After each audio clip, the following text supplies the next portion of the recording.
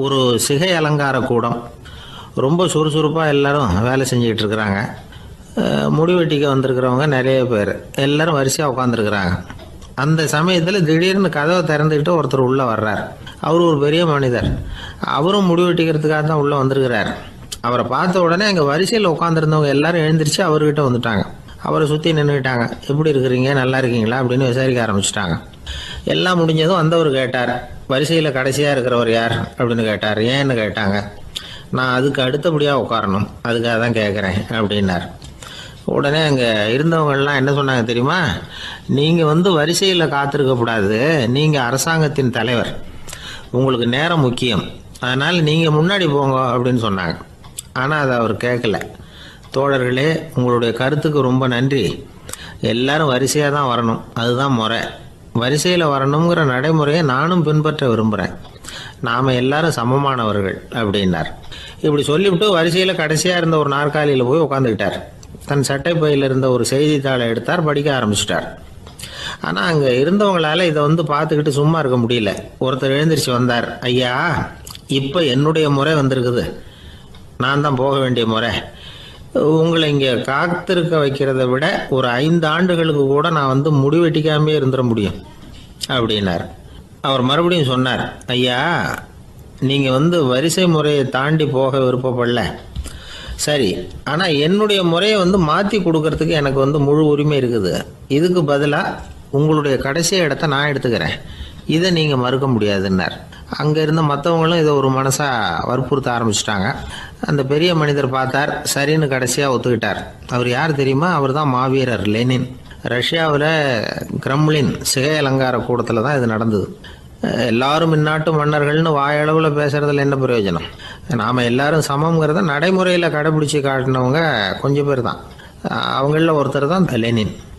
வரிசையில் நின்று வர்றதுங்கிறது ஒரு சிறந்த பண்பு, உயர்ந்த பண்பு. இன்றைக்கி பல இடங்களில் அது நமக்கு தேவைப்படுது. ஒரு ரேஷன் கடை வாசல், கடை திறக்கிறதுக்கு முன்னாடியே எல்லாரும் வரிசையில் நின்றுட்டாங்க. கடைசியாக வந்த ஒருத்தர் க்யூவில் முன்னாடி போகிறதுக்கு முயற்சி பண்ணுறார். ஏற்கனவே நின்றுட்டு இருக்கிறவங்க அவரை முன்னாடி போகிறதுக்கு விட மாட்டேங்கிறாங்க. கடைசியாக போய் நில்லையா அப்படின்னு எல்லாரும் கத்துறாங்க. அதை அவர் காதில் வாங்கலை. முண்டி அடிச்சுக்கிட்டு முன்னாடி போகிறதுக்கே முயற்சி பண்ணிகிட்டு இருக்கிறார். எல்லாரும் சேர்ந்து அவரை வலுக்கட்டாயமாக இழுத்து கொண்டாந்து பின்னாடி கொண்டு போய் நிறுத்திவிட்டு சொன்னாங்க, இதை பாருப்பா, நாங்கள் இருக்கிற வரைக்கும் நீங்கள் முன்னாடி போய் எதையும் வாங்க முடியாது, தெரிஞ்சுக்கோ அப்படின்னாங்க. இப்போ அந்த ஆள் சொன்னாராம், நான் இங்கே பின்னாடி நிற்கிற வரைக்கும் நீங்களும் எதுவும் வாங்க முடியாது அப்படின்னாராம். ஏன்னு கேட்டிருக்கிறாங்க. நான் தான் அந்த கடையை திறக்க வேண்டிய ஆள் அப்படின்னா. ஒரு ஊரில் ஒரு மன்னன் இருந்தான், கொடுங்கோல் மன்னன். நிறைய தொந்தரவு பண்ணிக்கிட்டு இருந்தான். அவன் ஒரு தடவை என்ன பண்ணான் தெரியுமா? ஒரு தப்பும் பண்ணாத ஒரு இளைஞனை பிடிச்சி ஜெயிலில் அடைச்சுட்டான். அந்த பையனோட சொந்தக்காரங்கள்லாம் ராஜா கிட்ட போனாங்க. அவன் ஒரு தவறும் பண்ணலை, அவனை விடுதலை பண்ணுங்க அப்படின்னு கெஞ்சி கேட்டுக்கிட்டாங்க. மன்னன் யோசனை பண்ணான். அந்த இளைஞனை கூப்பிட்டுக்கிட்டு வர சொன்னான். அவனை கொண்டாந்து ராஜா முன்னாடி நிறுத்தினாங்க. இதை பாருப்பா, உன்னை நான் விடுதலை பண்ணுவேன், ஆனால் ஒரு கண்டிஷன். அந்த நிபந்தனையை நீ நிறைவேற்றினா உனக்கு விடுதலை அப்படின்னா மன்னன். சரின்னு ஒத்துக்கிட்டான் பையன். மன்னன் கண்டிஷன் என்னங்கிறத சொன்னான். உங்ககிட்ட ஒரு செம்மறி ஆட்டை கொடுக்க போகிறேன், 1 மாதத்துக்கு அதுக்கு தேவையான தீனியையும் கொடுக்க போகிறேன். 1 மாதம் கழித்து அந்த ஆட்டை எடை போட்டு பார்ப்பேன். அந்த ஆட்டின் எடை கொஞ்சம் கூட கூடி இருக்கக்கூடாது. எடை கூடி இருந்தால் உனக்கு விடுதலை கிடையாது. என்ன சொல்கிற அப்படின்னா. பையனுக்கு ஒன்றும் புரியல, பயமாக போட்டுது. குழம்பிக்கிட்டே நின்றுக்கிட்டு இருக்கிறான். சரி, ஒரு நாள் டைம் தரேன், நல்லா யோசனை பண்ணி பார்த்துட்டு நாளைக்கு உன் முடிவை சொல்லு அப்படின்னா மன்னன். பையன் கவலையோடு வெளியில் வந்தான். அங்கே ஒரு பெரியவர் நின்றுக்கிட்டு இருந்தார். அவர்கிட்ட விஷயத்தை சொன்னான். அந்த பெரியவர் இந்த பையனுக்கு காதோட காதாக ஒரு வழியை சொல்லி கொடுத்தார். அதை கேட்டதும் பையன் மறுபடியும் மன்னன் முன்னாடி நின்னா, உங்கள் நிபந்தனையை ஏற்றுக்கிறேன்னு சொன்னான். மன்னன் ஒரு ஆட்டுக்குட்டியையும் அதுக்கு 1 மாதத்துக்கு தேவைப்படுற தீவனத்தையும் கொடுக்கும்படியாக உத்தரவு போட்டான். கொடுத்தாங்க, ஓடிட்டு போயிட்டான். 1 மாதம் தினமும் தவறாமல் அந்த தீவனத்தை ஆட்டுக்குட்டிக்கு போட்டுக்கிட்டு இருக்கிறான். 1 மாதம் கழித்து அந்த ஆட்டை அரண்மனைக்கு ஓட்டிகிட்டு போனான். மன்னன் அதை எடை போட்டு பார்க்குறான், எடை கூடவே இல்லை, அப்படியே தான் இருக்குது. உடனே போட்ட நிபந்தனைப்படி அந்த இளைஞனை விடுதலை பண்ணிவிட்டான். சரி, ஆட்டுக்கு எடை கூடாமல் இருக்கிறதுக்கு அந்த பெரியவர் சொல்லி கொடுத்த யோசனை என்ன அப்படின்னா, அது வேற ஒன்றும் இல்லை. அந்த ஆட்டுக்கு எதிரில் அது கண்ணில் படுற மாதிரி ஒரு ஓனாயை கட்டி போட சொன்னார். அவ்வளவுதான். ஆட்டுக்கு ஓநாய்ங்கிறது பிறவி பகை. ஓநாயை பார்த்தா ஆடு நடுங்க ஆரம்பிச்சிரும், அவ்வளவு பயம். தினமும் அந்த ஆடு பயந்துக்கிட்டே தேனி சாப்பிட்டுது, எடை கூடல. அதுதான் ரகசியம். இது சின்ன பிள்ளைங்களுக்கான ஒரு கதை. இதிலேருந்து தெரிஞ்சுக்க வேண்டிய உண்மை என்னன்னா, நாமெல்லாம் சாப்பிட்றப்ப மனசும் உடம்பும் அமைதியாக இருக்கணும். அப்போ தான் அது உடம்புல ஒட்டும். அவசரத்துலேயும் பயத்துலையும் சாப்பிட்டா அது சரியாக ஜீரணமாகாது. இன்னொரு ராஜா இருந்தார். அவரும் ஒரு இளைஞனை ஜெயிலில் அடைச்சி விட்டார். விடுதலை பண்ணணும்னா ஒரு கண்டிஷன்னார். என்னன்னு கேட்டான். ஒரு ஆட்டுக்குட்டியை அவன் முன்னாடி கொண்டாந்து நிறுத்துவேன், நீ அதுக்கிட்ட ஒரு கேள்வி கேட்கணும், அதுக்கு சரியான பதிலை சொல்லணும். அப்படி செஞ்சுட்டா உனக்கு விடுதலைன்னார். இளைஞன் யோசனை பண்ணி பார்த்தான், சரின்னு ஒத்துக்கிட்டான். அது பிரகாரமே ஆட்டுக்குட்டியை பதில் சொல்ல வச்சுட்டான். என்ன நடந்தது தெரியுமா? ஆட்டுக்குட்டியை கொண்டாந்து நிறுத்தினாங்க. இவன் மெதுவாக அதுக்கிட்ட போனான். அது காதுகிட்ட போய் ஏப்ரலுக்கு அடுத்த மாதம் என்ன மாதம்னு கேட்டான். அது உடனே மேன்னு கத்திச்சு. இவன் விடுதலை ஆகிட்டான். ஒரு நண்பர் வந்தார். ரொம்பவும் இறுக்கமாக உடை அணிஞ்சிருந்தார். அதாவது ஆடைக்குள்ளே அவர் மாட்டிக்கிட்டு இருந்தது மாதிரி தெரிஞ்சது. ஏன் துணி குறைச்சலாக எடுத்துட்டிங்களா அப்படின்னு கேட்டோம். இல்லைங்க, எனக்கு எப்போவுமே இறுக்கமாக உடை அணிகிறது தான் பிடிக்கும் அப்படின்னார். ஒருத்தர் எப்படி உடை அணிகிறார் அப்படிங்கிறத வச்சு அந்த ஆள் எப்படிப்பட்டவர் அப்படிங்கிறத கண்டுபிடிச்சிடலாம். உடை அணிகிற விதம் ஒருத்தருடைய மனநிலையை வெளிப்படுத்துதான். இப்போ இறுக்கமான உடை அணிகிறவங்க பொதுவாக மன நிம்மதி இல்லாதவங்களாக இருப்பாங்களாம், கோபக்காரங்களாக இருப்பாங்களாம். ரொம்ப தொலைதொலைப்பாக ஆடை அணிகிறவங்க இருக்கிறாங்கல்ல, அவங்கெல்லாம் அமைதியான ஆளாக இருப்பாங்களாம், சாந்தமாக இருப்பாங்களாம். இவங்கெல்லாம் போராடுறதுக்கு சரியாக வரமாட்டாங்களாம். இப்படி ஒரு கணிப்பு இருக்குது. அதனால தான் போர் வீரர்களுக்கெல்லாம் இறுக்கமான உடையை தான் கொடுக்கறது வழக்கம். ஆனால் சன்னியாசிகளை பாருங்கள், அவங்களுக்கெல்லாம் ரொம்ப தொலை உடைகள் தான். அவங்கெல்லாம் டைட் பேண்ட் போட்டுக்கிட்டு நிற்க மாட்டாங்க சன்னியாசிகள்லாம். அதே மாதிரி சன்னியாசிகள்லாம் காவி உடையை தேர்ந்தெடுக்கிறதுக்கும் காரணம் உண்டு. பல ஆண்டுகள் சோதனை செஞ்சு பார்த்துட்டு தான் சன்னியாசத்துக்கு காவி தான் சரி அப்படின்னு முடிவு பண்ணியிருக்கிறாங்க. இப்போ பௌதீக விஞ்ஞானப்படியும் அதுதான் சரி. அதாவது சூரிய ஒளியில் 7 வண்ணங்கள் உண்டு. ஒரு பொருள் மேலே அது விழும்பொழுது அந்த பொருள் நமக்கு சிவப்பாக தெரிஞ்சதுன்னா அந்த பொருள் சிவப்பை தவிர மற்ற எல்லா நிற கதிர்களையும் உள்வாங்கிக்கிட்டு சிவப்பு நிறத்தை மட்டும் வெளியில் விடுது. அதாவது விலக்கி விடுது. அதனால தான் அந்த பொருள் சிவப்பாக தெரியுது. உடல் ஆரோக்கியத்துக்கு ஓரளவு சிவப்பு தேவைப்படுது. அதனால தான் காவி உடை அணிஞ்சால் சூரிய ஒளி ஓரளவு சிவப்பை விலக்கிவிடும். அதாவது சிவப்பின் பலனும் கிடைக்கும், இந்த சிவப்பின் கெடுதலும் இல்லை அப்படின்னு யோசனை பண்ணாங்க. காவி உதய வேளையின் நிறம். கீழ் வானத்தில் கதிர் உதிக்கிற வேளையில் முதல் ஒளி தோன்றுகிற நேரத்தில் காவி நிறம் தான் கசியும். தியானம் செய்கிறப்போ முதல்ல காணக்கூடிய ஒளி காவி நிறம்தான். தியானத்தின் உச்ச நிலையின் நிறம் நீலம். தியானம் காவி நிறத்தில் ஆரம்பமாகி நீல நிறத்தில் நிறைவடைகிறது அப்படிங்கிறார் ஓஷோ. நீலம் தியான சிகரம், காவி தியான ஆரம்ப குறியீடு, ஒரு சன்னியாசியின் ஆரம்ப தரிசனம் அப்படிங்கிறார் அவர். ஒருத்தர் நாள் பூரா காவி உடையே அணிஞ்சிருந்தா அந்த நிறம் அவருக்கு தியானத்தை பற்றிய நினைவை ஊட்டிக்கிட்டே இருக்கும். இப்படியே ஆடைக்கும் தியானத்துக்கும் இடையில ஒரு தொடர் ஏற்படுது. ஒரு துறவியின் உள்ளார்ந்த பண்பாக அது மாறுது. கடை வீதியில் ஒரு பொருள் வாங்க போகிறோம், அது மறந்துடக்கூடாதுங்கிறதுக்காக ஞாபகம் முடிச்சு போட்டுக்கிறோம். அந்த முடிச்சுக்கும் பொருளுக்கும் தொடர்பு இல்லை. ஆனால் கடை வீதிக்கு போன உடனே அந்த முடிச்சு அந்த பொருளை ஞாபகப்படுத்துது. அதாவது அந்த முடிச்சு ஒரு தொடர்பு அம்சமாக அமையுது. அது மாதிரி தான் காவி உடையும். ஒரு துறவி நடக்கும் பொழுது, சாப்பிடும் பொழுது, குளிக்கும் பொழுது அவருடைய காவி உடை அவருக்கு ஞாபகப்படுத்திக்கிட்டே இருக்கும். அது ஒரு நிலைப்படுத்தப்பட்ட நினைவாக ஞாபக முடிச்சாக மாறிடுது. காவி ஆடை இல்லைன்னா ஒருத்தரால் துறவியாக முடியாதுன்னு அர்த்தம் இல்லை. அதே நேரத்தில் காவி ஆடையால் ஒன்றும் பிரயோஜனம் இல்லை, அதில் ஒன்றும் அர்த்தம் இல்லை அப்படின்னு சொல்லிட முடியாது. இதுதான் உண்மை. இவ்வளவு தூரம் காவி ஆடையை பற்றி சொல்கிறதுனால எல்லாரும் சன்னியாசியாக போடுங்கோ அப்படின்னு நாம் சொல்கிறதாக யாரும் நினச்சிடக்கூடாது. மனசுக்கும் நிறத்துக்கும் உள்ள சம்பந்தத்தை தெரிஞ்சுக்கிறதுக்காக தான் இவ்வளவும். நமக்கு தெரிஞ்ச நண்பர் ஒருத்தர் இருக்கிறார், ஆஃபீஸில் வேலை பார்க்குறவர். ஒவ்வொரு மாதமும் 20ஆம் தேதிக்கு பிறகு அவரை போய் பார்த்தீங்கன்னா காவி உடை அணிஞ்சிக்கிட்டு, கண்ணை மூடிக்கிட்டு, கை ரெண்டையும் விரித்து வச்சுக்கிட்டு தியானத்திலேயே உட்காந்துருப்பார். ஏன் இப்படி பண்ணுறீங்கன்னு கேட்டேன்.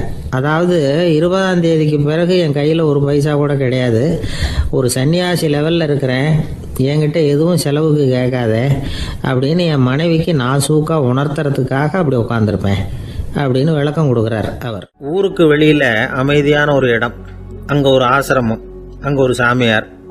அவர் தினமும் நல்ல போதனைகள்லாம் செய்வார். பல பேர் போய் அங்கேயே சில நாள் தங்கி இருந்து அவர் சொல்கிற அறிவுரைகளை எல்லாம் கேட்டுக்கிட்டு வர்றது வழக்கம். ஒரு தடவை அவரை பார்த்துட்டு போகிறதுக்காக 3 வெளியூர் தம்பதிகள் வந்தாங்களாம். அந்த மடத்திலேயே சாப்பிட்டுக்கிட்டு தங்கி இருந்து அவங்களுடைய போதனைகளை கேட்டுக்கிட்டு போகணுங்கிறது அவங்க நோக்கம். காலையில் குளிச்சுட்டு பூஜையில் உட்காந்தார் அந்த சுவாமி. இவங்களும் குளிச்சுட்டு அந்த பூஜையை பார்க்கறதுக்காக அவர் முன்னாடி வந்து உட்காந்தாங்க. பூஜை ஆரம்பமாச்சு. சம்பிரதாயப்படி அது ரொம்ப நேரம் நடந்துக்கிட்டே இருக்குது. இவங்களுக்கு நல்ல பசி இருந்தாலும் இந்த நேரத்தில் அதை எப்படி வெளியில் காட்டிக்கிறது? பேசாமல் இருந்தாங்க. அந்த சுவாமி பூஜையை முடித்தார். அதுக்கப்புறம் பேச ஆரம்பித்தார். பேச்சு அருமையாக தான் இருந்தது, அமிர்தமாக தான் இருந்தது. இருந்தாலும் இவங்களுக்கு இருக்கிற வயிற்று பசி அது சரியாக கவனிக்க விடலை. அந்த சுவாமியே இதை கவனிச்சதா தெரியல. இவங்களுக்கு மனசுக்குள்ள ஒரு எண்ணம், உள்ளே சாப்பாடு தயாராகிட்டு இருக்கும் போல இருக்கு, இந்த பேச்சு முடிஞ்சது நம்மளை உள்ளே அழைச்சிட்டு போய் சாப்பாடு போடுவாங்கன்னு நினைக்கிறோம் அப்படின்னு இவங்களாம் நினச்சிக்கிட்டாங்க. ஆனால் சுவாமி இதை பற்றி எதுவுமே பேசலை, கண்டுக்கலை. ஒரு அம்மாவால் அதுக்கு மேலே சும்மா இருக்க முடியுமா? முடியல. சாப்பாட்டை கவனிக்கலாமா அப்படின்னு சொல்லி மெதுவாக ஆரம்பித்தாங்க. கவனிக்கலாமே அப்படின்னு உள்ளே அழைச்சிட்டு போனார் சுவாமி. இவங்க ரொம்ப அவசரமாக எழுந்திருச்சு உள்ளே ஓடினாங்க. அங்கே ஒரு மேஜை மேலே ஒரு கிண்ணம் மூடி இருந்தது. இதுதான் சாப்பாட்டு மேஜை போல இருக்கு, இங்கே சாப்பாடு வந்துடும் அப்படின்னு நினச்சாங்க. உடனே போய் சுற்றி உக்காந்துக்கிட்டாங்க. சுவாமி அந்த கிண்ணத்தை எடுத்து அந்த அம்மா கிட்ட கொடுத்தார். அவங்க அதை வாங்கி மூடியை திறந்து பார்க்குறாங்க. உள்ளே ஒரு சாவி இருக்குது. சரிதான், இது சமையலறை சாவி போல இருக்கு. அங்கே போய் அதை திறந்து சாப்பாட்டை நாமே எடுத்துக்கிட்டு வந்து இங்கே வச்சுக்கிட்டு சாப்பிடணும் போல இருக்கு அப்படின்னு நினச்சாங்க.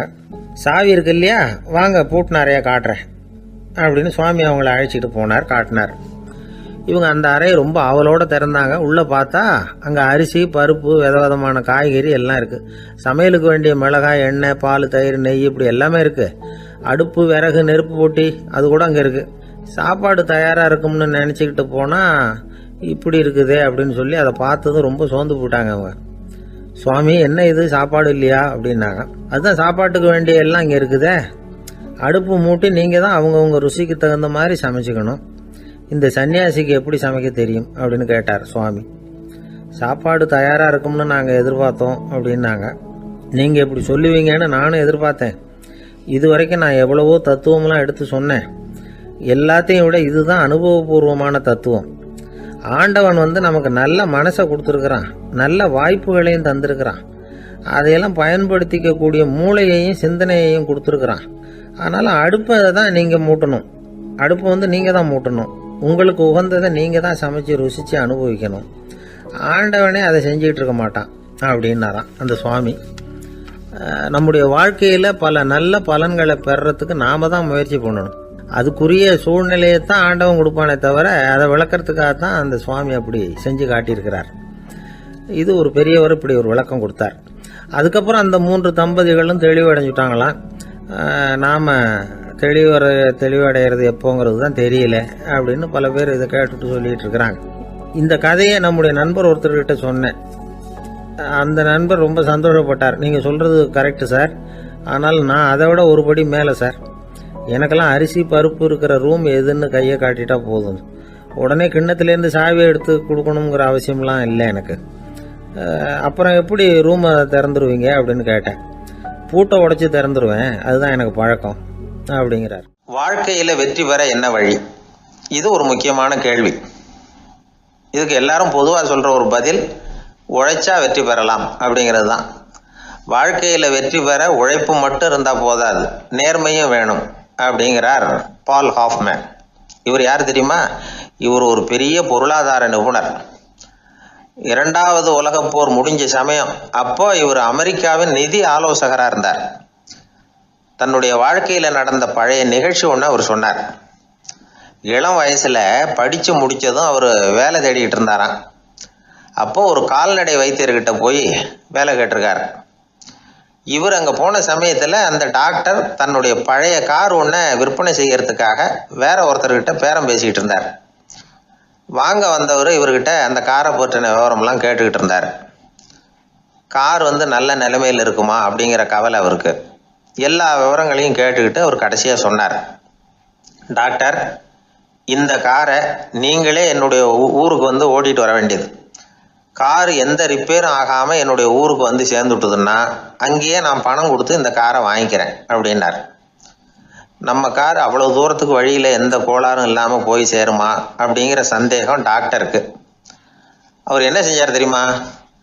தன்கிட்ட வேலை கேட்டு வந்திருந்த இளைஞர் பால் ஹாஃப்மேனை கூப்பிட்டார். அவர்கிட்ட சொன்னார், இதை பாருப்பா, இந்த காரை நீ அவருடைய ஊர் வரைக்கும் நல்லபடியாக ஓட்டிகிட்டு போய் சேர்த்துட்டீன்னா உனக்கு நான் வேலை கொடுத்து விட்றேன். அது மட்டும் இல்லை, காரு விற்கிற தொகையில் கமிஷனும் கொடுக்குறேன், என்ன சம்மதமா அப்படின்னு கேட்டார். ஹாஃப்மேன் யோசனை பண்ணார். அதுக்கப்புறம் சரின்னு சொல்லி சம்மதிச்சார். கொஞ்ச நேரத்தில் அவரும் கார் வாங்க வந்தவரும் புறப்பட்டாங்க. இவர் ரொம்ப சிரமப்பட்டு வழியில் எங்கேயும் நிறுத்தாமல் காரை ரொம்ப சாமர்த்தியமாக ஓட்டிகிட்டு போய் சேர்த்துட்டார். இவரை அழைச்சிக்கிட்டு வீட்டுக்குள்ளே போனார். அப்புறம் கேட்டார், இதை பார்ப்பா, இப்போ சொல்லு, இந்த காரோட நிலைமை இப்போ எப்படி இருக்குது? உண்மையிலேயே இது நல்ல நிலைமையில் இருக்குதா? உன்னுடைய மனசாட்சிப்படி பதில் சொல் அப்படின்னார். இவரும் உடனே காரு நல்ல நிலைமையில தான் இருக்குது அப்படின்னு சொல்கிறதுக்கு வாயை திறந்தார். அதுக்குள்ளே பார்வை எதிரில் உள்ள சுவர் மேலே பட்டுது. அங்கே இயேசுநாதர் படம் ஒன்று மாட்டியிருந்தாங்க. அதுக்கு அடியில் எழுதியிருந்த வாசகம் என்னன்னா, நீ பேசும் ஒவ்வொரு வார்த்தையையும் இயேசு கவனித்து கொண்டிருக்கிறார் அப்படின்னு இருந்தது. அந்த வரிகளை பார்த்தார். உடனே காரு சரியில்லை அப்படிங்கிற உண்மையை சொல்லிவிட்டார். இவர் இப்படி சொன்னதும் இவரை ரொம்ப ஆச்சரியமாக பார்த்தார். இவர்கிட்ட இருந்த நேர்மை அவரை சிந்திக்க வச்சது. உன்னுடைய நேர்மையை பாராட்டுறேன், உனக்கு கமிஷன் கிடைக்கணுங்கிறதுக்காகவே நான் இந்த காரை வாங்கிக்கிறேன்னார். இப்போ அவர் திகைச்சு போய் நின்னார். மறுபடியும் அவர் சொன்னார், நீ காரை ஓட்டிகிட்டு வரும்பொழுதே உன்னுடைய திறமையை பார்த்தேன், உனக்கு விருப்பம் இருந்தால் நீ என்கிட்டயே வேலைக்கு சேர்ந்துடலாம் அப்படின்னார். பால் ஹாஃப்மேன் அவர்கிட்ட வேலைக்கு சேர்ந்தார். படிப்படியாக முன்னேறினார். கடைசியில் பார்த்தீங்கன்னா அமெரிக்காவினுடைய நிதி ஆலோசகராக ஆனார். அதுக்கப்புறம் அவர் அந்த பழைய சம்பவத்தை எப்பவும் மறக்கறதில்ல, அடிக்கடி சொல்கிறது உண்டு. அதனால் இதிலேருந்து நாம் தெரிஞ்சுக்க வேண்டியது என்னென்னா, வாழ்க்கையில் முன்னுக்கு வரணும்னா உழைப்பு மட்டும் போதாது, நேர்மையும் வேணும். ஆனால் இந்த காலத்தில் சிலருடைய நேர்மை நமக்கு ஆச்சரியமாக கூட இருக்கும். ஒருத்தர் புஸ்தக கடை வச்சுருந்தார். ரொம்ப நேரமாக தேடி ஒரு புத்தகத்தை கையில் எடுத்தார். அதுக்கு பில் போட சொன்னார் அந்த புத்தக கடைக்கு வந்த இன்னொருத்தர். பில் போடுறவர், சார் இந்த புத்தகம் மகா அறுவை, மகா மட்டம், இது வேணாம் உங்களுக்கு, வேற ஏதாவது ஒன்று பாருங்கன்னார். புத்தக கடை வச்சிருக்கிறவரே இப்படி சொன்னார். வாங்க வந்தவர் இவர் ஆச்சரியமாக பார்த்தார். உங்கள் நேர்மையை பாராட்டுறேன், அது சரி, இந்த புத்தகத்தை ஏற்கனவே நீங்கள் படித்து பார்த்துட்டீங்களான்னு கேட்டார். அதை படித்து வேற பார்க்கணுமான்னார். அப்புறம் எப்படி இது மகா மட்டம்னு சொல்கிறீங்க அப்படின்னார். அதை எழுதினவனே நான் தான் சார் அப்படின்னார் அவர். இது ஒரு விதமான நேர்மை, நேர்மையை ஒத்துக்கிறது. எப்படி இருந்தாலும் வாழ்க்கையில் உழைப்பும் நேர்மையும் உயர்வதற்கு வழிகள். உழைப்பை விட நேர்மை முக்கியம் அப்படிங்கிறத புரிந்து கொண்டால் வாழ்க்கையில் வெற்றி நிச்சயம். எல்லாமே நாற்காலிக்கு ஆசைப்படாதவர்கள் அப்படின்னு சொல்லிட முடியாது. ஏன்னா நிறைய பேர் நாற்காலிக்கு ஆசைப்படுறவங்கள நாம் பார்க்குறோம். உட்கார்றதுக்கு ஒரு நாற்காலி கிடைச்சிடாதா, அதோட ஒரு கால் உடஞ்சி முக்காலியாக இருந்தாலும் பரவாயில்ல, ஒரு மாதிரியாக அனுசரித்து உட்காந்துக்கலாம் அப்படின்னு அலையிறவங்க எத்தனை பேர்? இந்த காலத்தில் மட்டும்தான் அப்படின்னு இல்லை, அந்த காலத்துலேயும் இதே மாதிரி ஆசைகள் சபலங்கள் இருந்திருக்கும் போல இருக்குது. பரமசிவன் வசிஷ்டருக்கு ஒரு விசேஷமான ஆசனத்தை கொடுத்துருந்தாராம். சரி, அப்படி என்ன அதில் விசேஷம்னா, வசிஷ்டர் ஒரு குறிப்பிட்ட இடத்துக்கு போகணும்னு நினச்சி புறப்படுறாருன்னு வச்சுக்கோங்க. அவருக்கு முன்னாடியே இந்த ஆசனம் புறப்பட்டுரும். போய் ஒரு வசதியான இடமா பார்த்து இருந்துக்கும். வசிஷ்டர் போவார். அங்கே போனதும் எங்கே உட்காரலாம்ங்கிற இட பிரச்சனையெல்லாம் அவருக்கு ஏற்படுறதில்ல. அதுதான் இவருடைய இருக்கை அங்கே முன்னாடியே போய் காத்துக்கிட்டு இருக்குதே. நேராக போவார், அதில் உட்காந்துக்குவார். மற்ற முனிவர்கள்லாம் இதை பார்த்தாங்க. அவங்களுக்கு பொறாமையாக இருந்துதான். எல்லோரும் ஒரு இடத்துல கூடி இதை பற்றி பேசியிருக்கிறாங்க. என்ன இது, நாமளும் அவரை மாதிரி தானே இருக்கிறோம், இருந்தாலும் நமக்கும் அது மாதிரி ஒரு ஆசனம் கிடைக்கலையே அப்படின்னு யோசனை பண்ணியிருக்காங்க. சரி, நேராக பரமசிவன்கிட்டே போவோம், இதை பற்றி கேட்போம் அப்படின்னு நினச்சிக்கிட்டு போனாங்களாம். பரமசிவனை பார்த்துருக்குறாங்க. ஐயா, நாங்களும் முனிவர்கள் தானே, வசிஷ்டர் பண்ணுறது மாதிரி நாங்களும் உங்களை குறித்து கடும் தவம் பண்ணிக்கிட்டு தானே இருக்கிறோம். அப்படி இருக்கும்பொழுது அவருக்கு மட்டும் ஏன் இந்த விசேஷ சலுகை அப்படின்னு கேட்டிருக்காங்க. அதுக்கு பரமசிவன் சொன்னாராம், முனிவர்களே, உங்கள் கேள்விக்கு நான் பதில் சொல்கிறேன், ஆனால் அதுக்கு முன்னாடி நீங்கள் ஒரு காரியம் பண்ணணும்னாராம். என்ன செய்யணும் சொல்லுங்கன்றிருக்காங்க.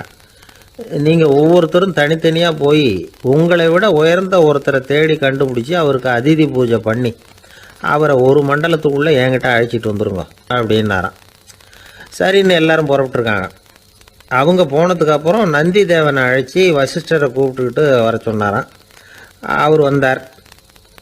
வணங்கினார். வசிஷ்டரே, இன்னையிலேருந்து ஒரு மண்டலத்துக்குள்ளே உங்களை விட தாழ்ந்தவர் ஒருத்தரை தேடி கண்டுபிடிச்சி அவருக்கு அதிதி பூஜை பண்ணி அவரை என்கிட்ட கூப்பிட்டுட்டு வாங்கன்னு விட்டார். சரின்னு இவரும் புறப்பட்டு போயிட்டார். கொஞ்ச நாள் ஆச்சு. முனிவர்கள்லாம் திரும்பி வந்தாங்க. பரமசிவன் முன்னாடி வந்து நின்னாங்க. ஐயா, எவ்வளவோ தேடி பார்த்துட்டோம், எங்களை விட உயர்ந்தவர்கள் யாருமே கிடைக்கல அப்படின்னாங்களாம். வசிஷ்டரும் வந்து சேர்ந்தார். ஐயா, எவ்வளவோ தேடி பார்த்தேன், என்னை விட தாழ்ந்தவர் யாருமே கிடைக்கல அப்படின்னாராம்.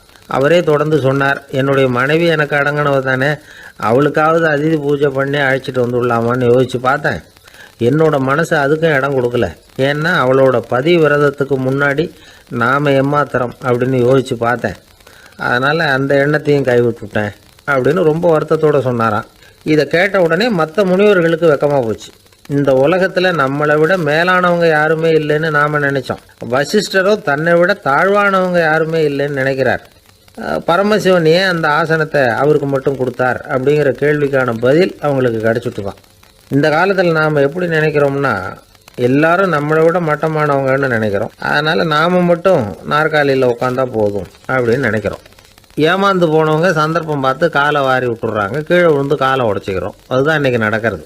ஒரு அம்மா தன்னோட வீட்டுக்காரரை ஒரு மனோதத்துவ டாக்டர்கிட்ட அழைச்சிட்டு போனாங்களாம். என்ன ப்ராப்ளம்னு கேட்டிருக்கார் டாக்டர். எங்கள் வீட்டுக்காரர் அடிக்கடி நாற்காலியில் உட்காந்து காலை உடச்சிக்கிறார் அப்படின்னாங்களாம். அப்படின்னா அந்த நாற்காலியில் தான் ஏதோ கோளாறு அப்படின்னாரான் டாக்டர். அப்படி இருக்க முடியாது டாக்டர் அப்படின்னாங்களாம் அந்த அம்மா. அது எப்படி அவ்வளோ உறுதியாக சொல்கிறீங்கன்னு கேட்டிருக்கார் அந்த டாக்டர். எங்கள் வீட்டில் நாற்காலியே கிடையாது டாக்டர், இவர் இருக்கிறதா நினச்சிக்கிட்டு உட்கார்றார், அதுதான் ப்ராப்ளம். அளவுக்கு மிஞ்சினால் அமிர்தமும் நஞ்சு அப்படின்னு சொல்லுவாங்க. அது உண்மைதான். ஒருத்தருக்கு அளவுக்கு மீறிய புகழ் வந்துட்டுதுன்னு வச்சுங்க, அது கூட ஆபத்தாக போயிடுறது உண்டு. பழங்காலத்துல எல்லாம் கிரேக்க தேசத்தில் ஒரு பழக்கம் உண்டாம்.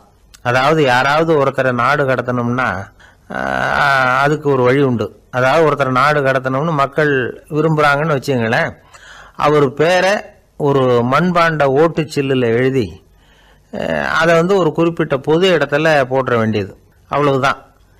இது மாதிரி பல பேர் போட்டுக்கிட்டே இருப்பாங்க. எல்லாம் அப்படியே குவிஞ்சு போயிடும்.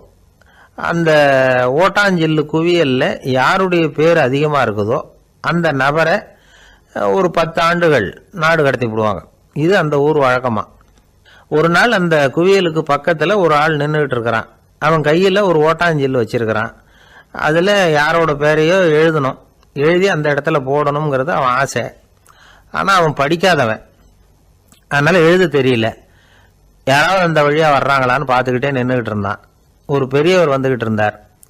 அவர்கிட்ட ஓடினான். கையில் இருந்த மண்பாண்ட சில்லை கொடுத்தான். ஐயா, இதில் ஒரு பேர் எழுதி கொடுங்களேன்னா அந்த பெரியவர் அதை வாங்கி கையில் வச்சுக்கிட்டு, என்ன பேர் எழுதணும் சொல்லு அப்படின்னா. இவன் சொன்னான், அரிஸ்டைடிஸ் அப்படின்னு எழுதுங்க அப்படின்னா. இதை கேட்டதும் அந்த பெரியவருக்கு அதிர்ச்சி. ஏன்னா அவர் தான் அரிஸ்டைடிஸ், தத்துவ மேதை அரிஸ்டைடிஸ் அவர். இருந்தாலும் நான் தான் அதுங்கிறத காட்டிக்காம அந்த ஆளுகிட்ட கேட்டார். அது சரிப்பா, அரிஸ்டைடிஸ்ங்கிற பேரை எழுத சொல்ற, அவர் உனக்கு என்ன கெடுதல் பண்ணார், அவர் பேரை இதில் எழுத சொல்றியே அப்படின்னு கேட்டிருக்கார். அதுக்கு இவன் சொன்னானா, அவர் எனக்கு எந்த கெடுதலும் பண்ணல, அவரை நான் பார்த்தது கூட இல்லை அப்படின்னு இருக்கான். அப்புறம் எதுக்காக அவரை நாடு கடத்தணும்னு நீ ஆசைப்படுற அப்படின்னு கேட்டிருக்கார். இப்போ அந்த ஆள் சொல்கிறான், அரிஸ்டைடஸை பற்றி எல்லாரும் பேசுகிறாங்க, அவர் ரொம்ப நல்லவர், அவர் ஒரு பெரிய அறிவாளிங்கிறாங்க, அவர் ஒரு பெரிய வள்ளல், பேரறிஞர், இப்படி எல்லாரும் சொல்கிறத கேட்டு கேட்டு எனக்கு ரொம்ப அழுத்து போயிட்டுது, அதனால தான் வெறுப்பாயிட்டேன் அப்படின்னு நானும். இதிலேருந்து என்ன தெரியுது, நாம் நல்லவனாக இருக்கிறதுல ஒன்றும் இடைஞ்சல் இல்லை. ஆனால் நம்மளை நல்லவன் நல்லவன் எல்லாரும் சொல்ல ஆரம்பிச்சிட்டாங்கன்னு வச்சுக்கோங்க, அப்போ இடைஞ்சல் ஆரம்பம்னு அர்த்தம். எதுவுமே அளவுக்கு மிஞ்சி போகாமல் பார்த்துக்க வேண்டியது ரொம்ப அவசியம். அளவுக்கு அதிகமாக ஆசைப்படாதவங்களில் ஆப்ரஹாம் லிங்கனும் ஒருத்தரான். அவர் ஒரு தடவை தன்னுடைய நண்பர்கள்கிட்ட பேசிக்கிட்டு இருந்தாராம். ஒருத்தர் கேட்டிருக்கார், ஒரு மனுஷனுக்கு கால்கள் எவ்வளோ உயரம் இருக்கணும் அப்படின்னு கேட்டாராம். இதுக்கு ஆப்ரஹாம் லிங்கன் சொன்னாராம், அது என்ன, இடுப்புலேருந்து தரையை தொடுற அளவுக்கு உயரம் இருந்தால் போதும் அப்படின்னாராம். என்னுடைய நண்பர் ஒருத்தர், அவருக்கு ஜாதகத்தில் நம்பிக்கை உண்டு, அவரே ஜோசியம்லாம் பார்ப்பார்.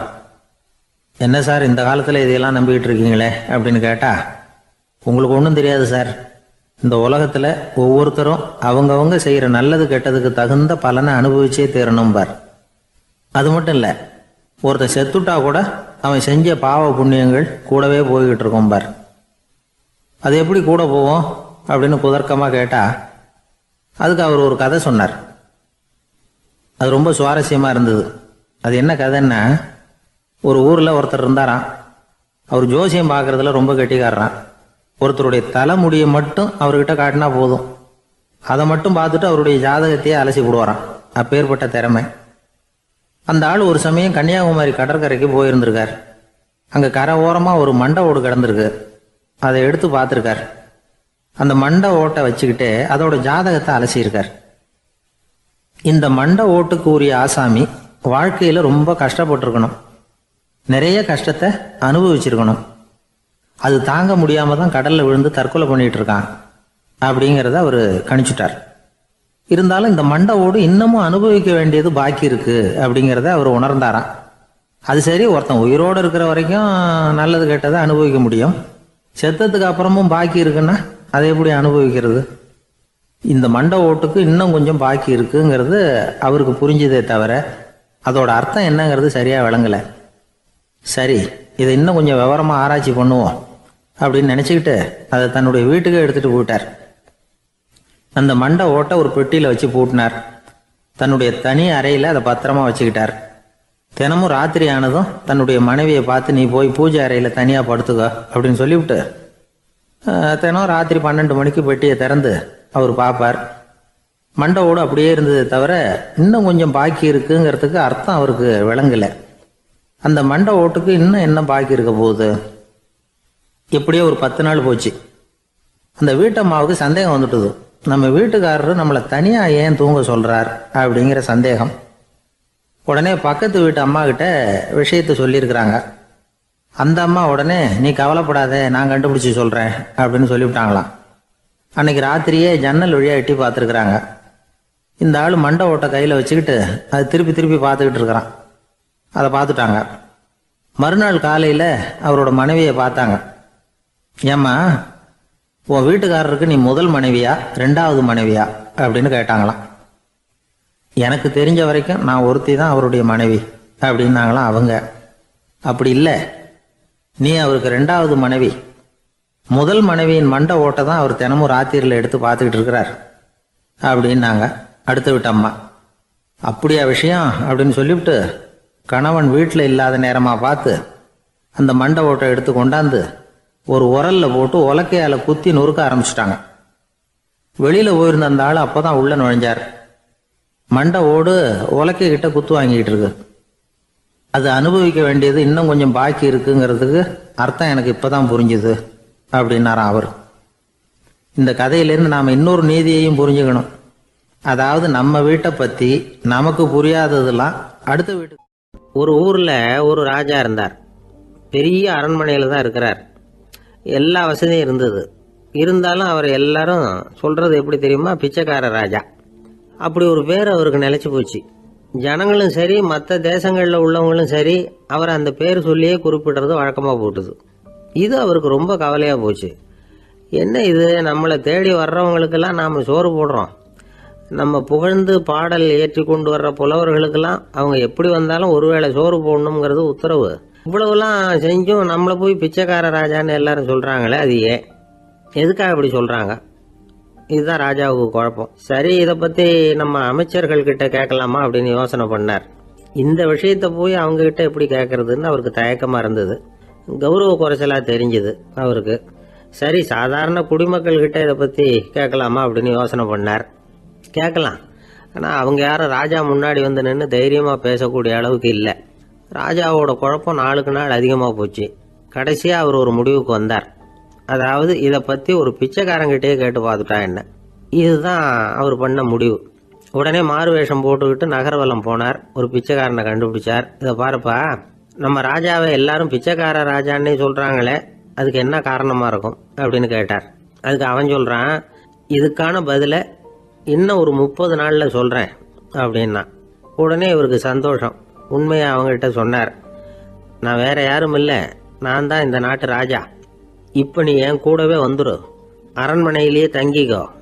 30 நாள் கழித்து எனக்கு பதில் சொல்லிவிட்டு அதுக்கப்புறமா நீ போகலாம் அப்படின்னு சொல்லி அழைச்சிட்டு வந்துட்டார். அரண்மனையில் ஒரு மூலையில் அவன் தங்கறதுக்கு இடம் கொடுத்தார். தினம் 2 வேளையும் இவனுக்கு சோறு போடுங்க அப்படின்னு உத்தரவு போட்டார். ராஜா கொடுத்த இடத்துல போய் உக்காந்துக்கிட்டான் அந்த பிச்சைக்காரன். தினமும் அந்த அரண்மனையில் நடக்கிறதையெல்லாம் கவனிச்சிக்கிட்டு வந்தான். வேளைக்கு சாப்பாடு வரும், சாப்பிட்டுக்கிட்டு இருக்கான். இப்படி 30 நாள் முடிஞ்சுது. ராஜா வந்தார். என்னோட கேள்விக்கு பதில் என்னன்னு கண்டுபிடிச்சிட்டியான்னார். கண்டுபிடிச்சிட்டேன்னா. என்ன எல்லாரும் பிச்சைக்கார ராஜான்னு சொல்றாங்களே, அது நியாயமா படுதா உனக்குன்னு கேட்டார். நியாயமா தான் படுது, சந்தேகம் இல்லாம நீங்க பிச்சைக்கார ராஜா தான். என்னதான் நீங்க வசதியோடவும் படைபலத்தோடவும் இருந்தா கூட நீங்க எங்க வர்க்கத்தை சேர்ந்த ஆசாமி தான் அப்படின்னு அடிச்சு சொல்லிவிட்டான் அந்த ஆள். எதனால் அப்படி சொல்றேன்னு கேட்டார் இவர். அரசே, ஒரு உண்மையை கண்டுபிடிச்சு சொல்றதா நான் உங்ககிட்ட சொன்னேன். நீங்க ராஜ பரம்பரைன்னா உடனே உங்க கழுத்துல கிடக்கிற முத்து மாலையை கழட்டி பரிசா கொடுத்துருப்பீங்க, பொன்னையும் மணியையும் கொடுத்துருப்பீங்க. ஆனா நீங்க அப்படி செய்யல. என்ன ஒரு மூலையில உட்கார வச்சு 2 வேளை சோறு போட சொன்னீங்க. உங்களை தேடி யார் வந்தாலும், யார் பாராட்டி பேசினாலும் அல்லது பிரச்சனைகளை சொன்னாலும் நீங்க செய்யற ஒரே காரியம் சோறு போடுறது தான். பிச்சைக்காரனுக்கு சோறு மட்டும்தான் உலகம். உங்க விஷயத்திலையும் நீங்க அப்படித்தான் நினைக்கிறதாக தெரியுது. நல்லா கவனிங்க. எந்த ஒரு பிரச்சனைக்கும் சோறு தான் முடிவுன்னு நினைக்கிறீங்க பாருங்க. நீங்க சந்தேகமில்லாத எங்களை சேர்ந்த ஆளுதான் அப்படின்னு விட்டான் அந்த பிச்சைக்காரன். அதுக்கப்புறம் தான் அந்த ராஜா தன்னுடைய தவறுகளை எல்லாம் தேர்த்திக்கிட்டாராம். பசின்னு வர்றவங்களுக்கு சோறு தான் போடணும், அது தப்பு இல்லை. பாராட்ட வர்றவங்களுக்கெல்லாம் சோத்தையே போட்டு அனுப்புனா இப்படிதான் பேர் வரும். எனக்கு தெரிஞ்ச ஒருத்தர் தினமும் யாராவது ஒருத்தரை தன் வீட்டுக்கு அழைச்சிட்டு போவார், சாப்பாடு போட்டு அனுப்புவார். முன்னறிவிப்பு இல்லாம திடீர்னு ஒரு விருந்தாளியோட வீட்டில் போய் இவர் நிக்கிறது வழக்கம்.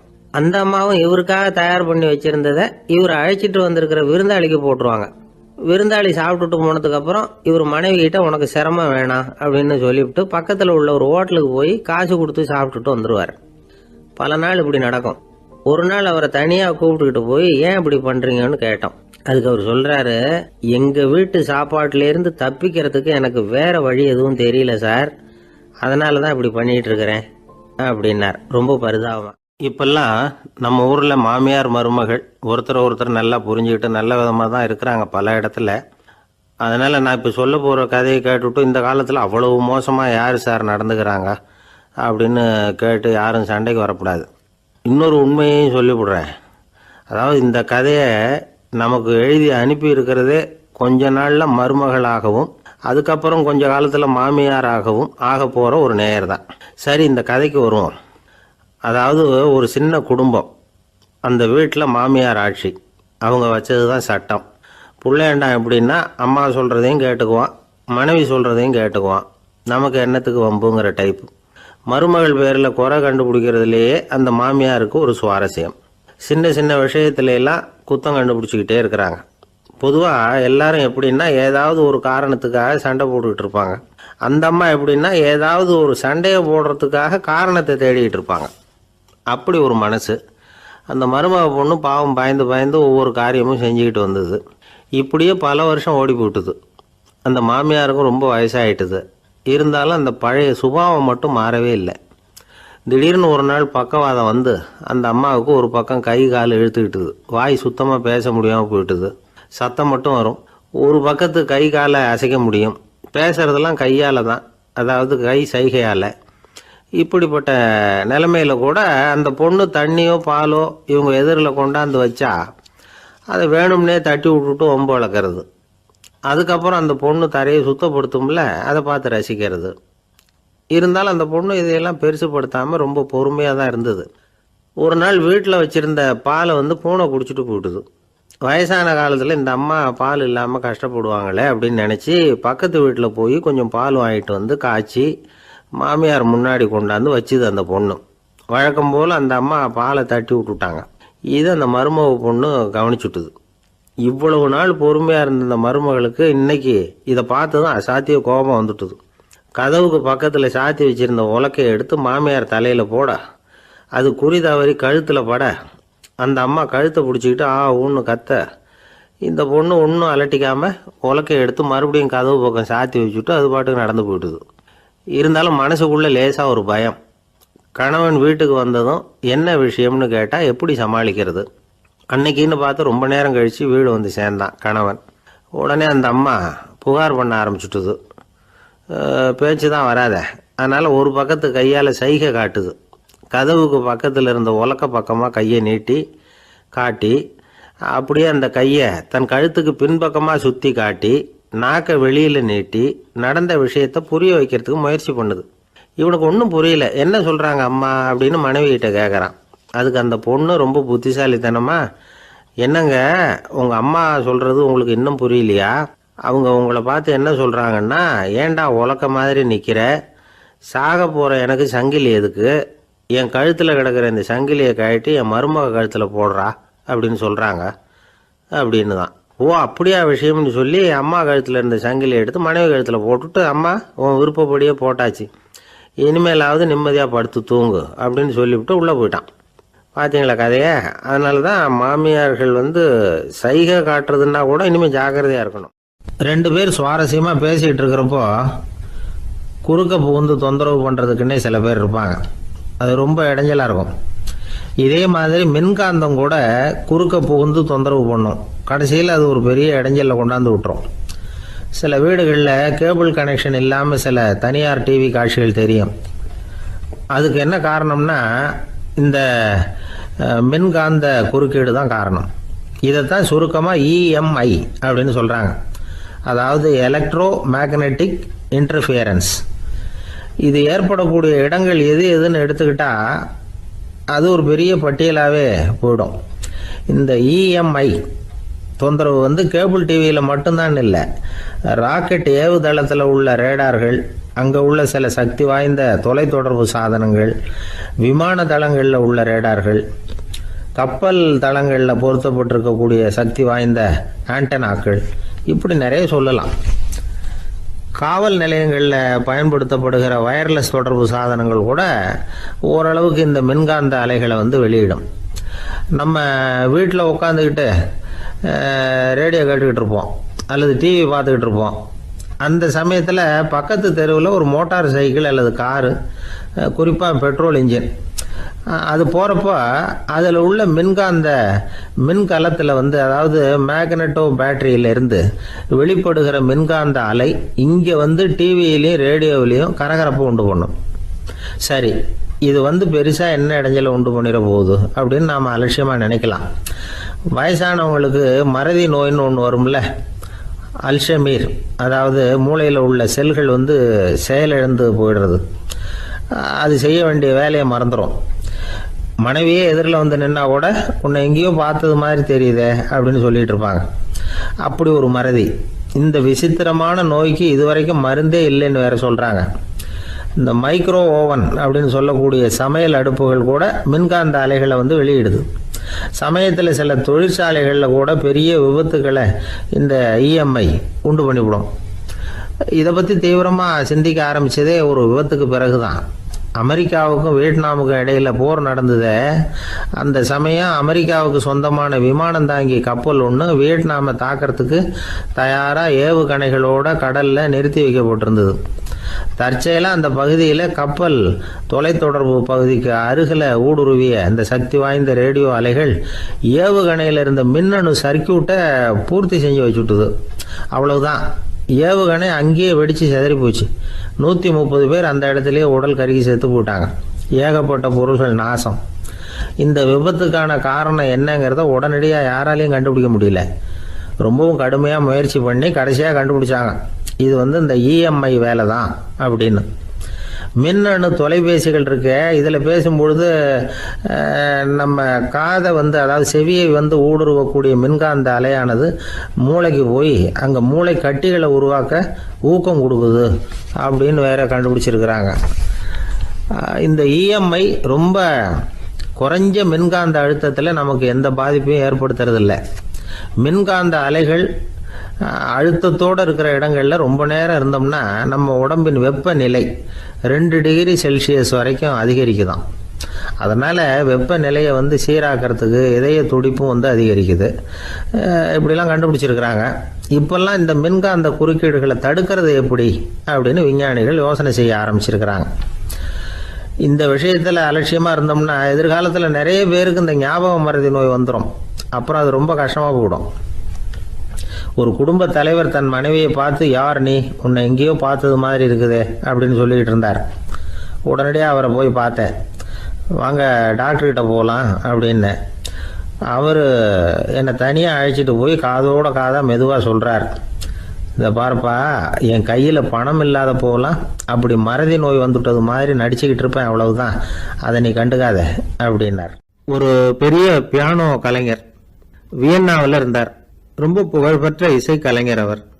இங்கிலாந்து மகாராணி விக்டோரியா அவருடைய சங்கீதத்தை கேட்கணும்னு ஆசைப்பட்டாங்க. அவரை அரண்மனைக்கு கூப்பிட்டாங்களாம். பியானோ வாசிக்க சொல்லி கேட்டாங்களாம். இவரும் ரொம்ப பிரமாதமாக வாய்ச்சி காட்டியிருக்கார். உடனே பாராட்டி பரிசுகள்லாம் கொடுத்து அனுப்புனாங்களாம். அந்த இசையை கேட்கறதுல அரசிக்கு ரொம்பவும் ஆர்வம் உண்டு. அதனால அதுக்கப்புறமும் அந்த கலைஞர் அடிக்கடி அரண்மனைக்கு வர வேண்டிய அவசியம் ஏற்பட்டது. ஏன்னா அரசி கூப்பிட ஆரம்பித்தாங்க. இவர் போகணும், அங்கே இசை நிகழ்ச்சி நடத்தணும். இவர் அங்கே பாடி வாசிக்கிறது உண்டு. ஒரு தடவை மகாராணி அவரை பார்த்து, உங்கள் நாட்டு தேசிய கீதம் பாடுங்களேன் அப்படின்னு கேட்டாங்களாம். உடனே அவர் தன்னுடைய நாடான ஆஸ்திரியாவின் தேசிய கீதத்தை பாடியிருக்கிறார். அவர் பாட ஆரம்பித்த உடனே மகாராணி எழுந்திருச்சு நின்னாங்களாம். அதுக்கு மரியாதை செலுத்துகிற நோக்கத்தோட பாட்டு முடிகிற வரைக்கும் அப்படியே நின்றுகிட்டு இருந்தாங்களாம். இதுதான் அந்த அரசியினுடைய பெருந்தன்மை. அதாவது நாட்டுப்பற்றுங்கிறது அந்த அளவுக்கு அப்படி இருக்கணும். இப்படி ஒரு அரசியே நம்ம நாட்டு தேசிய கீதத்துக்கு எழுந்திருச்சு நின்று மரியாதை செலுத்துறாங்க அப்படிங்கிறத புரிஞ்சுக்கும் பொழுது அந்த முதிய கலைஞரின் மகிழ்ச்சிக்கு அளவே இல்லையாம். அதுக்கப்புறம் அந்த பியானோ கலைஞர் ஒரு நாள் தன்னுடைய நண்பர் ஒருத்தர்கிட்ட பேசிக்கிட்டு இருந்தாராம். அப்போ சொன்னாராம், மகாராணியார் எனக்கு எவ்வளவோ பரிசுகள்லாம் கொடுத்துருக்குறாங்க. ஒரு தடவை எனக்கு வைரக்கல் பதித்த அணி ஒன்றை கூட பரிசாக கொடுத்தாங்க. ஆனால் அதை விட உயர்ந்த விலை மதிக்க முடியாத அணி என்ன தெரியுமா? நான் என்னுடைய நாட்டு தேசிய கீதத்தை நான் பாடுறப்போ அவங்க எழுந்திருச்சு நின்று மரியாதை செலுத்தினாங்களே, அதுதான் எனக்கு கிடைச்ச மிகப்பெரிய பரிசு அப்படின்னாராம். எனக்கு தெரிஞ்ச சங்கீத வித்வான் ஒருத்தர் இருக்கார். சமீபத்தில் ஒரு நாள் அவரை பார்த்தேன். எப்படி போயிட்டுருக்கு உங்கள் தொழில் அப்படின்னு கேட்டேன். ரொம்பவும் வித்தியாசமாக போயிட்டுருக்குங்க அப்படின்னார். என்ன சொல்கிறீங்க அப்படின்னு. முன்னாடியெல்லாம் நான் பாடினா எதிரில் இருக்கிறவங்க தான் எழுந்திரிச்சு போயிட்டு இருந்தாங்க. இப்போ எப்படின்னா நான் பாட ஆரம்பிச்சுட்டா உடனே பக்கவாத்தியக்காரனே எழுந்திரிச்சு போயிடுறான் அப்படின்னார் ரொம்ப வேதனையோட. ஒருத்தரை பார்த்து உன்னுடைய நண்பர்கள் யார் அப்படின்னு ஒரு கேள்வி கேட்டு பாருங்க. கொஞ்சம் யோசிச்சு யோசிச்சு பதில் சொல்லுவாங்க. அவங்க கிட்டேயே உன்னுடைய எதிரிகள் யார் அப்படின்னு கேளுங்க, கடகடன்னு ஒப்பிச்சிருவாங்க. நம்ம மனசு இருக்க அது எப்படின்னா, நம்ம நண்பர்களை விட எதிரிகளை அது நல்லா ஞாபகத்தில் வச்சுக்கும். இது ஒரு ஆச்சரியமான உண்மை. உங்களால் நண்பர்களை மறந்துட முடியும், ஆனால் எதிரிகளை மறந்துட முடியாது. இது ஒரு வேடிக்கையான நிலைமை தான். அழகான தருணங்களை நாம் ஏன் மறந்துடுறோம்? இது இயற்கை. ஏன்னா நம்ம மனசு மலர்களை கவனிக்கிறது இல்லை, அதில் இருக்கிற முள்ளை தான் கவனிக்குது. தன்னை காயப்படுத்துகிற எதையும் அது உடனே கண்டுகொள்ளுது. ஒரு தெளிந்த சிந்தனை உடைய மனசு மிக அழகாக உள்ள எல்லாத்தையும் கவனிக்கும். அது நன்றியுடன் உணரக்கூடிய எல்லாத்தையும் பார்த்து குறிச்சிக்கும். இப்படிப்பட்டவங்க வாழ்க்கை இயல்பாகவே நல்லா அமையும். அது ரொம்ப அபூர்வம். மனசில் உள்ள ஒரு சிறிய அமைப்பை மாற்றுவதை பொறுத்து தான் இந்த விஷயம் அப்படிங்கிறார் ஓஷோ.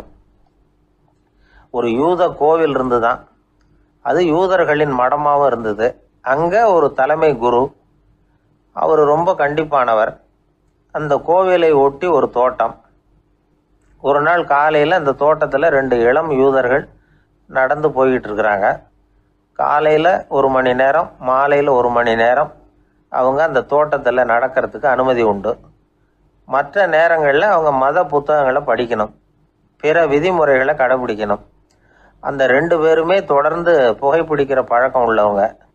ஆனால் கோவில் மடத்தில் இருக்கிறப்போ அவங்க புகைப்பிடிக்க முடியாது, அது கடுமையான குற்றம். சரி, நாம் தோட்டத்தில் இருக்கிறப்போவாவது புகைப்பிடிக்கலாமா அப்படின்னு ஒரு ஆசை அவங்க 2 பேருக்குமே. இருந்தாலும் பயம்.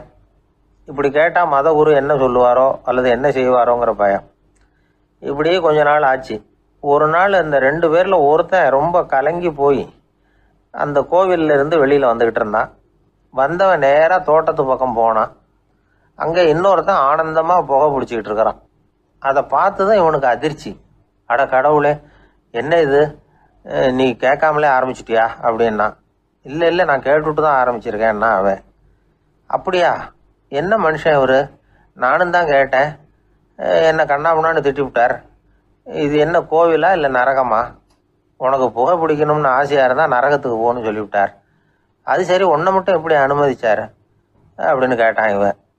அவன் சிரிச்சுக்கிட்டே, நீ எப்படி கேட்ட சொல்லு அப்படின்னா, நாம் இந்த தோட்டத்துக்கு வர அனுமதிக்கப்பட்டிருக்கிறதே ஜபத்துக்காகத்தானே, அதனால் நான் ஜபம் சொல்லும் பொழுது புகை பிடிக்கலாமா அப்படின்னு கேட்டேன். அதுக்கு தான் அவர் சத்தம் போட்டு என்னை அடிக்கவே வந்துட்டார் அப்படின்னா இவன். நீ ஒரு மாதிரியாக கேட்டிருக்க, நான் வேற மாதிரியாக கேட்டிருக்கிறேன். ஜெபம் சொல்லும்போது புகை பிடிக்கலாமான்னு நீ கேட்டிருக்க. ஐயா, புகை பிடிக்கும் பொழுது ஜெபிக்கலாமா அப்படின்னு நான் கேட்டேன். அதில் தப்பு ஒன்றும் இல்லை அப்படின்னு பதில் சொல்லிட்டார் அப்படின்னா. ஒரு சிறிய மாற்றம்தான் அது மிகப்பெரிய மாறுதலை ஏற்படுத்தி விட்டது. மனசு நல்ல விதமாக சிந்திக்க ஆரம்பிச்சுட்டுதுன்னா மகிழ்ச்சிக்கு பஞ்சம் இல்லை.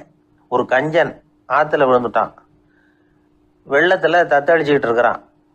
கரையில் நின்ன ஒருத்தர், உன் கையை கொண்டா இப்படி பிடிச்சி இழுத்து கரையில் சேர்த்து விடுறேன்னார். எதையும் கொடுத்து பழக்கம் இல்லாத அவன் கையையும் கொடுக்க மாட்டேன்னுட்டான். இவர் பார்த்தார், உன் கையை கொடுன்னு சொல்கிறதுக்கு பதிலாக நான் என் கையை கொடுக்குறேன் பிடிச்சிக்கோ அப்படின்னார். அவன் கப்புன்னு பிடிச்சிக்கிட்டான், இழுத்து கரையில் போட்டார். ஒரு பூங்கா, அங்கே ஒருத்தர் நின்றுட்டு இருக்கிறார். நின்றுக்கிட்டே ஏதோ ஆழ்ந்த யோசனையில் இருக்கிறார். அந்த பக்கமாக இன்னொருத்தர் வந்தார், இவரை கவனிச்சார். என்ன யோசனைன்னு கேட்டார். எப்படி எழுந்திருக்கிறதுன்னு யோசனை பண்ணிகிட்டு இருக்கிறேன்னார் அவர். கேட்டவருக்கு ஒரு மாதிரி ஆயிட்டுது. ஏற்கனவே நின்றுக்கிட்டு இருக்கிற ஒருத்தர் எப்படி எழுந்திரிச்சு நிற்கிறதுன்னு யோசிக்கிறாருன்னா அது ஆச்சரியம் தானே. அதுக்கப்புறம் இவர் யோசிக்க ஆரம்பித்தார், என்ன இவர் இப்படி பேசுகிறாரு அப்படின்னு. கீழே விழுந்தால் தானே எழுந்திரிச்சு நிற்க முடியும். அதனால் எழுந்திரிக்கணும்னு நினைக்கிறவங்க முதல்ல கீழே விழணும். இவர் முதல்ல கீழே விழணும், அதுக்கப்புறம் தான் எழுந்திருக்கிறது எப்படின்னு சிந்திக்க முடியும். இந்த உலகத்தில் எல்லாருமே கீழே விழுந்து எழுந்தவர்கள் தான். இப்போ இந்த குழந்தை பருவத்தில் கீழே விழாமல் நடைபயில கற்றுக்கிட்டவங்க யாராவது உண்டா? சின்ன வயசில் ஒரு தடவை கூட கீழே விழலை சார், அப்படியே பிறந்தார் வளர்ந்தார் பெரியவர் ஆயிட்டார் அப்படின்னு யாரையும் சொல்ல முடியாது. அதனால் மனுஷங்கிறவன் விழுந்து புரண்டு எழுந்து தான் நடக்க கற்றுக்கிறான். ஒரு உண்மையை நாம் எல்லாரும் புரிஞ்சுக்கணும். இந்த உலகத்தில் தவறு செய்யாத மனிதர்களே யாரும் கிடையாது. அப்படி இருக்கிறப்போ எப்போதாவது நாம் தவறு பண்ணிவிட்டோம்னா அதுக்காக மனசு உடஞ்சி போயிடக்கூடாது, வாழ்க்கையில் வெறுப்பு வந்துடக்கூடாது. ஒரு தவறு நடந்துட்டுதா அதுக்காக மனசு உடஞ்சி போடாதீங்க, அதை ஒரு பாடமாக எடுத்துக்கங்க. அதே தவறு மறுபடியும் நடக்காமல் வேணும்னா பார்த்துக்கலாம், அது போதும். தடைக்கல்ல படிக்கல்லாம் மாற்றிக்கணும், இதுதான் இதில் முக்கியம். ஒரு அலுவலகம், அங்கே ஒரு அதிகாரி, அவர் உயர்ந்த பதவியில் இருந்தார், சிறந்த நிர்வாகின்னு பேர் வாங்கினவர். அவர் தனக்கு கீழே வேலை செய்கிறவங்க கிட்டெல்லாம் சொல்லுவாராம், இந்த நிறுவனத்தில் நீங்கள் எத்தனை தடவை வேணும்னாலும் தவறுகள் செய்யலாம், ஆனால் ஒரே விஷயம் என்னென்னா ஒரே தவறை மறுபடியும் செய்யக்கூடாது, அது முக்கியம் அப்படிம்பாராம். இதை மேம்போக்காக பார்த்தா அவர் ஏதோ தன்னுடைய ஊழியர்களை தவறு செய்ய தூண்டுறது மாதிரி தெரியும். ஆனால் உண்மை அப்படி இல்லை. இன்னைக்கு என்ன நடக்குது தெரியுமா? அநேகமாக எல்லா மனிதர்களுமே ஒரே தவறை தான் மறுபடியும் மறுபடியும் செய்கிறாங்க. விளையாட்டு வீரர்கள் ஒரே மாதிரியான தவறுகளை திரும்ப திரும்ப செய்கிறது உண்டு. கணக்கு எழுதுகிறவங்கள பாருங்கள், ஒரே தப்பை மறுபடியும் மறுபடியும் செய்வாங்க. அலுவலகம் வருகிறவர்களை கவனிங்க, ஒரு நாள் தாமதமாக வந்தால் பரவாயில்ல, தினமும் தாமதமாக வருவாங்க. இது மாதிரி செய்த தவறையே திரும்ப திரும்ப செய்கிறதுக்கு என்ன காரணம் அப்படின்னா சோம்பல், ஞாபக மறதி, கவனக்குறைவு, தன்னுடைய திறமை பேரில் அளவுக்கு மீறிய நம்பிக்கை, இப்படி இதில் ஏதாவது ஒரு காரணமாக இருக்கலாம் அப்படிங்கிறாங்க இது பற்றி ஆய்வு செய்கிற வல்லுநர்கள். ஒரு தடவை செஞ்ச தவிர மறுபடியும் செய்கிறது இல்லைன்னு முடிவு செஞ்சுக்கிட்டு அதை செயல்படுத்த கற்றுக்கணும், அது போதும், வாழ்க்கை வெற்றிகரமாக அமையும் அப்படிங்கிறாங்க அந்த அனுபவசாலிகள். அதனால் வெற்றிகரமாக வாழ்க்கையில் நடைபோட விரும்பும் இளைஞர்கள் தவிர்க்க வேண்டியது என்னென்னா, முதல்ல சோம்பலை தவிருங்கள், சுறுசுறுப்பாக இயங்குங்கள் அப்படிங்கிறது அவங்க அறிவுரை. ரெண்டாவது ஞாபக மறதி, எந்த செயல்லையும் ஈடுபாடு வேணும், அக்கறை வேணும். மூணாவது கவனக்குறைவு, எதையும் அலட்சியப்படுத்தக்கூடாது. நாலாவது என்னால் முடியாது, எதுவுமே கிடையாது அப்படிங்கிற அளவுக்கு மீறிய நம்பிக்கை, அது ஆபத்தில் கொண்டு போய் விட்டுரும். அதனால் முதல் தவறு உங்களுக்கு ஒரு பாடமாக அமையணும். ஒரு மனிதர் அவர் தன்னுடைய 2 காதுலையும் கட்டு போட்டுக்கிட்டு வந்தார். அவருடைய நண்பர் அதை கவனிச்சுட்டார். என்ன சார் ஆச்சு, 2 காதுலையும் கட்டு போட்டுருக்கீங்களே அப்படின்னு விசாரிச்சார். ஒன்றுமில்லை சார், வீட்டில் ரொம்ப ஆர்வமாக டிவியில் கிரிக்கெட் மேட்ச் பார்த்துக்கிட்டு இருந்தேன். அப்போது என்னுடைய மனைவி துணிகளுக்கு அயர்ன் பண்ணிக்கிட்டு இருந்தாங்க. அயர்ன் பாக்ஸை அப்படியே வச்சுட்டு அடுப்பங்கரைக்கு போயிட்டாங்க. அந்த சமயம் பார்த்து டெலிஃபோன் பண்ணி அடிச்சுது. அவசரமாக ஓடி போய் அதை எடுத்து காதில் வச்சேன். அப்போ தான் தெரியும் அது அயர்ன் பாக்ஸுங்கிற விஷயம். சூடாக இருந்ததா, சுட்டு விட்டுது அப்படின்னாரு. 1 காது சரி சார், 2 காதும் ஏன் அப்படி ஆச்சு அப்படின்னு கேட்டார். அதே ஆள் மறுபடியும் ஃபோன் பண்ணான் சார் அப்படின்னாரு. இவர் எவ்வளோ தூரம் யோசிச்சிருப்பார் பாருங்க. அதனால் ஒரு தவறு மறுபடியும் நடக்கக்கூடாது. முதல் தவறு உங்களுக்கு ஒரு பாடமாக அமையட்டும் அப்படிங்கிறது தான் இதிலிருந்து நாம் தெரிந்து கொள்ள வேண்டிய கருத்து. அதனால் தவறுகள் அதெல்லாம் தடைக்கெல்லாம் நினைக்க வேண்டாம், படிக்கெல்லாம் நினைப்போம். அப்படி நினைச்சோம்னா வாழ்க்கையில் வெற்றி நிச்சயம். ஒரு ராஜா இருந்தார். அவர் ஒரு பெரிய கோயில் கட்டினார். பல ஊர்கள்லேருந்து சிற்பிகள்லாம் கொண்டுகிட்டு வந்தார். அழகழகா சிற்பங்களை செய்ய சொன்னார். ஊரில் உள்ள ஜனங்களும் கோயில் கட்டுறதுக்கு அவங்களால முடிஞ்ச உதவியை செஞ்சாங்க. ராத்திரி பகலா வேலை நடக்குது. கோயில் கொஞ்சம் கொஞ்சமாக வசந்துக்கிட்டே வந்துட்டுது. அந்த ஊரில் ஒரு வயசான அம்மா இருந்தாங்க, ரொம்ப ஏழை. அவங்களுக்கு மனசுக்குள்ள ஒரு உறுத்தல், இந்த ஊரில் எல்லாரும் இந்த கோவில் கட்டுறதுக்கு அவங்களால முடிஞ்ச உதவியை பண்ணிட்டு இருக்கிறாங்க, நம்மளால ஒன்றும் பண்ண முடியலையே அப்படின்னு நினச்சி கவலைப்பட்டாங்க. அவங்களுக்கு மனசு கேட்கல, ஏதாவது செய்யணும் நம்மளால முடிஞ்சது அப்படின்னு யோசனை பண்ணாங்க. நல்ல வெயில் நேரத்தில் சிற்பிகள்லாம் ரொம்ப சிரமப்பட்டு சிலை வடிச்சுக்கிட்டு இருக்கிறாங்கல்ல, அவங்களுக்கு அந்த நேரம் தாகம் எடுக்குமே. அதனால சிரமப்பட்டு ஒரு குடத்துல தண்ணி எடுத்துக்கிட்டு அதை இடுப்புல வச்சுக்கிட்டு மெதுவாக கொண்டுகிட்டு அங்கே போகிறது அப்படின்னு முடிவு பண்ணிட்டு அந்த அம்மா போச்சு. அங்கே போய் வேலை செய்கிறவங்களுக்கு தாகம் எடுக்கிறப்போலாம் ஒரு கோவலையில் தண்ணியை எடுத்து கொடுத்துக்கிட்டு இருக்கிறது. இப்படியே பண்ண ஆரம்பிச்சுட்டு அந்த அம்மா. ஏதோ அந்த அம்மாவால் முடிஞ்ச ஒரு சின்ன உதவி அது. இப்படி கொஞ்சம் கொஞ்சமாக வேலை நடந்தது. கோபுரம் வசந்தது, எல்லா வேலையும் முடிஞ்சது. இனிமே கடைசியாக கற்ப கிரகத்தின் மேலே விமானம் அமைக்க வேண்டியது தான் பாக்கி. அந்த வேலையும் ஆரம்பமாச்சு. அந்த சிற்பிகள்லேயே அனுபவசாலியான ஒருத்தர் இந்த அம்மாவை தேடிட்டு வந்தார். பாட்டி, உங்ககிட்ட இருக்கிற ஏதாவது ஒரு பொருளை கொடுங்க, அந்த விமானத்தில் வைக்கலாம் அப்படின்னு நாங்கள் நினைக்கிறோம் அப்படின்னார். இந்த அம்மாவுக்கு ஒன்றும் புரியல.